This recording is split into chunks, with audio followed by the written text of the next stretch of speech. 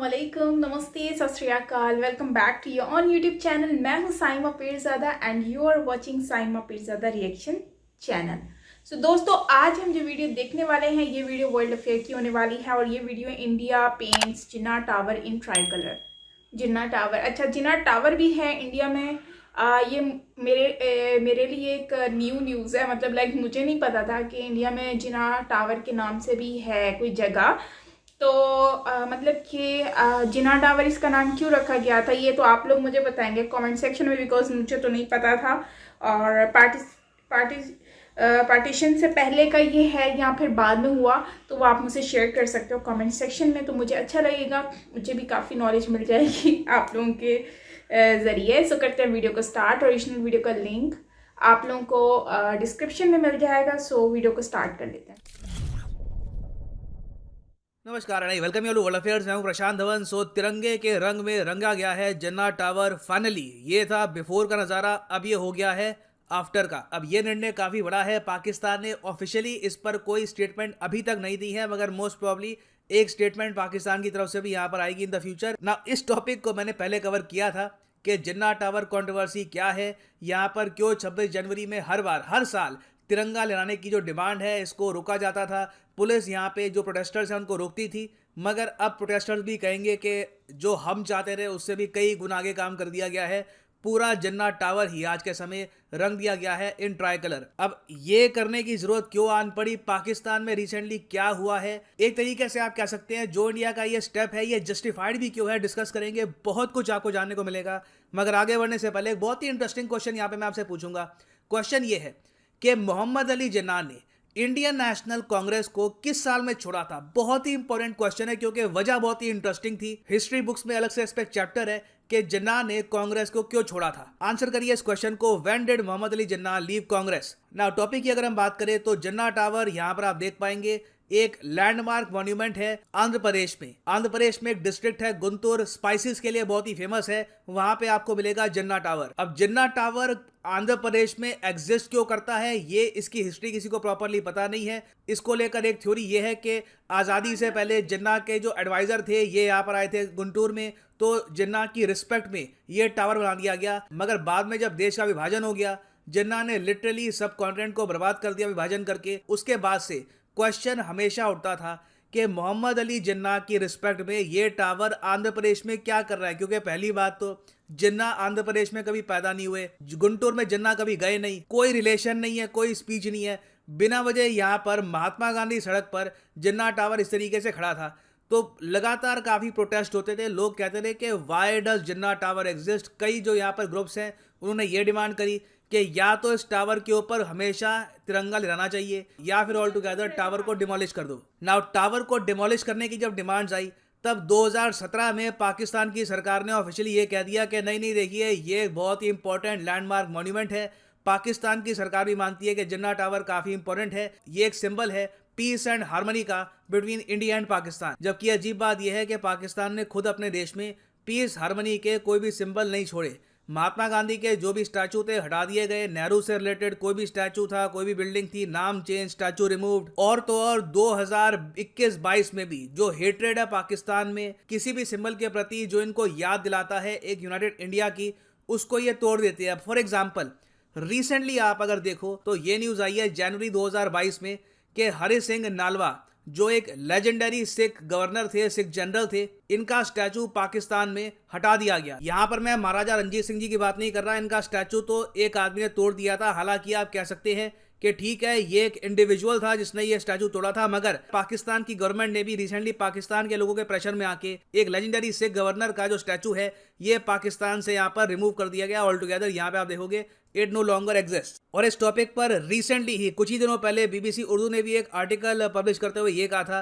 कि पाकिस्तान की जो so called religious tolerance policy है ये बुरी तरीके से हिट करी गई है इस मूव द्वारा। और सबसे अजीब बात यहाँ पर यह है कि दोनों जो ये आइकॉनिक लीडर हैं, चाहे महाराजा रणजीत सिंह हो या फिर हरि सिंह हो, दोनों आइकॉन्स हैं सिख एम्पायर के, जो यहाँ पर आप देख पाओगे जिसने मॉडर्न डे पाकिस्तान को बहुत ही लंबे समय तक रूल किया था। ना सिर्फ मॉडर्न डे पाकिस्तान, कश्मीर को, इंडियन पंजाब को, तो एक बहुत ही डीप रूटेड इनकी हिस्ट्री है, मगर पाकिस्तान इनको आज तक एक्सेप्ट करने को तैयार है नहीं।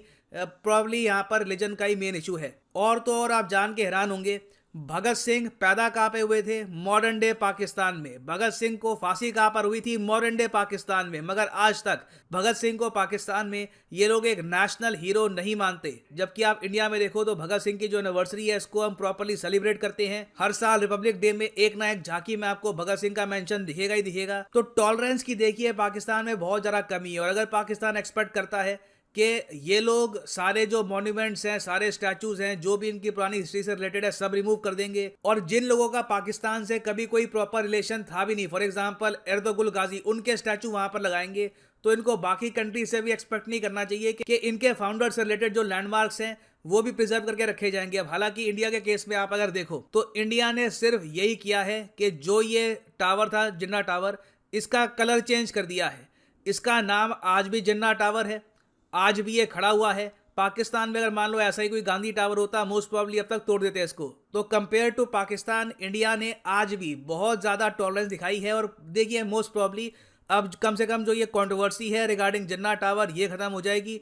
जो डिमांड थी यहाँ पर कि तिरंगा लहराना चाहिए वगैरह, हर साल इशू होता था, वो काफ़ी हद तक रिमूव कर दिया जाएगा। और अभी भी मैं आपको ये बता दूँ, इस टावर की सेफ्टी के लिए प्रॉपर तरीके से फेंसिंग कर रखी है इस टावर की, ताकि कभी भी कोई भी यहाँ पर आकर इस टावर को डैमेज ना कर पाए ना। वापस आते हैं हमने एमसीक्यू की तरफ कि when did Mohammad Ali Jinnah leave Congress? तो सही उत्तर इसका है ऑप्शन डी, 1920 में।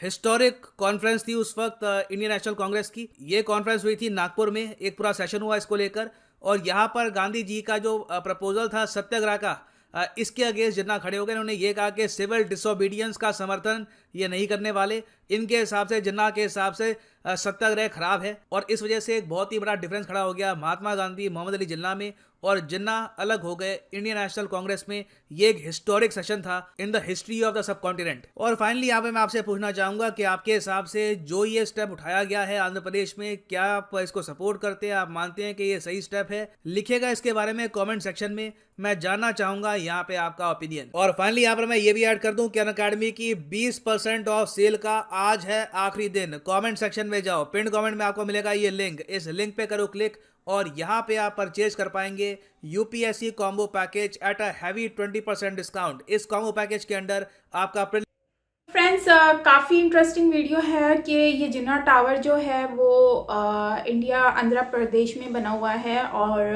बड़ी स्ट्रेंज बात है कि एक जगह जहाँ पर कोई गया ही नहीं और वहाँ पर उनकी कोई ताल्लुक ही नहीं बनता, और उस जगह का नाम जिन्ना के नाम से रख दिया जाए, मतलब किसी भी फेमस पर्सनालिटी के नाम से रख दिया जाए, तो ये एक बहुत ही ज़्यादा मतलब कि डिफरेंट सी चीज़ हो जाती है, जो कि समझ से बाहर है। मतलब कि चलो समझ आता है कि हाँ वहाँ पर उन्होंने कुछ अहम रोल किए हों, वहाँ पर उन्होंने कुछ ऐसी चीज़ की हो जो कि काबिल तारीफ़ हो, तो फिर भी समझ आता है कि चलो ठीक है भैया, हो गया, इन्होंने किया है रिस्पेक्ट में, और ये सारी चीज़ें तो समझ आती हैं। लेकिन ये बात तो बिल्कुल भी समझ नहीं आती कि गवर्नमेंट जो है वो इस तरह के स्टेप ले रही है, लेकिन वो क्यों ले रही है ये किसी को नहीं पता है कि वहाँ पर एक मतलब कि वो एक पूरा जिन्ना टावर बना हुआ है और किसी को पता ही नहीं है।